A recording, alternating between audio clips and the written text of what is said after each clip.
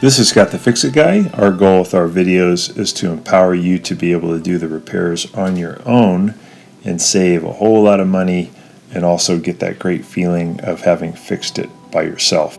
Today we have a Whirlpool Series 70 dryer, gas dryer, that is not responding at all when we press the start button. Tried moving the timer around and pressing start, nothing happens.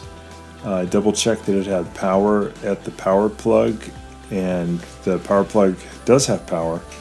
So I'm going to remove the back and see if the little thermal fuse maybe is tripped.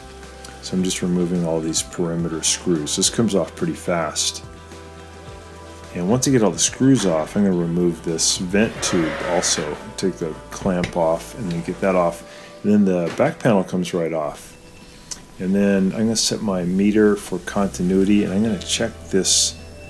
You can hear it when it has continuity. I'm going to check this little white thermal fuse down here, and I want to hear the beep showing that it has continuity and see that there's a digital continuity reading. And that one does have continuity. Sometimes if that one is blown, not only will you not have heat, but you also won't have anything. The machine won't start at all. So that one actually does work. So while I have the machine open, I'm also checking the outside leads of the thermostat and also checking these two high limits that are up here on the heat stack to make sure everything has continuity. And these would actually affect, they wouldn't affect whether it starts or not. These would affect whether it heats or not. But I just thought I'd check them while it's open. And they all have continuity. So something else is preventing the power from getting to the motor and from getting to the heater. And can be the timer, but that's actually pretty rare. Usually the timers last a long time. But there is a kind of a weak part of this assembly, and that's the door switch. So I'm going to just check that. I open the door, take a look at the upper right hand corner. I can see there's the little lever, but that lever does click, but it should be longer. It should be longer by about 1/4 of an inch, so part of it broke off.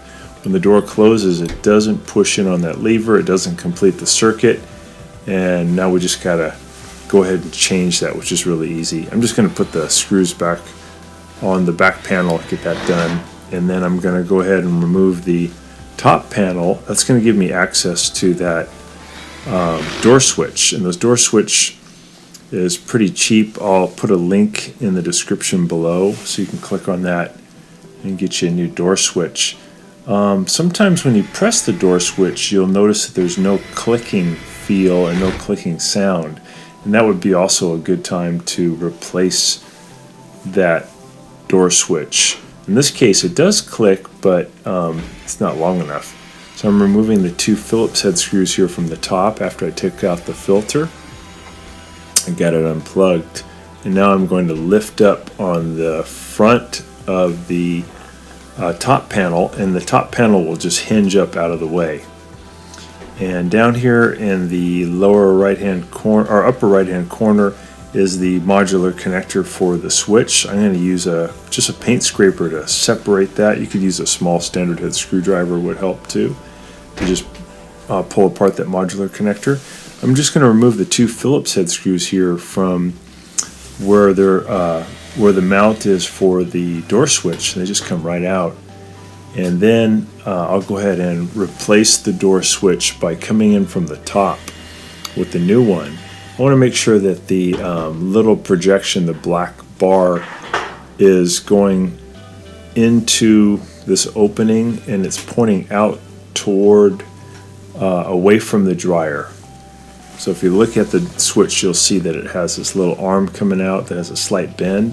You want that bend to point out away from the dryer.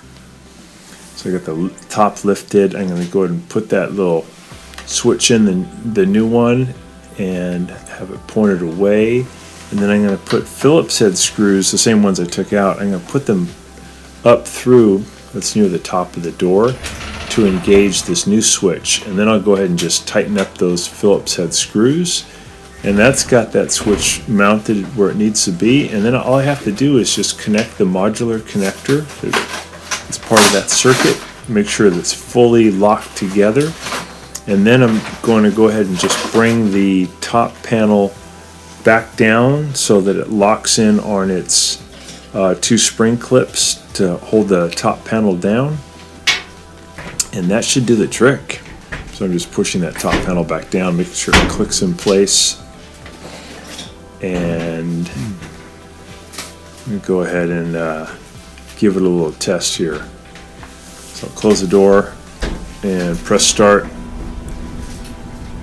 And now we have a dryer that's working. This little thing's upside down. I'm going to fix that too while I'm here. Yeah, so it's spinning. It's got power again. So it's just the door switch. Pretty cheap part. Again, I'll put a little link in the description below. And I'm going to go ahead and add those Phillips head screws back in to hold the top panel in. And I'll put the filter back in place, and we are done.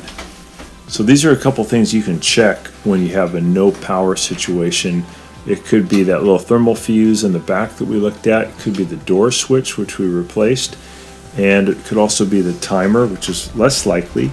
Sometimes even the button that you push, that is the start button, will kind of get out of alignment. And if you pull on it first and then push it back in, it can fix it. I'm putting a little liquid gel crazy glue on this plastic piece to set it in correctly. Somebody had put it in upside down. Just going to hold it there for a little bit. That'll fix that. And this dryer is going to do well. These are, by the way, really good dryers. These typically last 25. I've seen them last even 30 years. Really well made by Whirlpool. So I hope that helps you with your gas dryer too. Thanks so much for watching, and please subscribe when you get a chance, and we'll send you a lot more repair videos. Thanks again.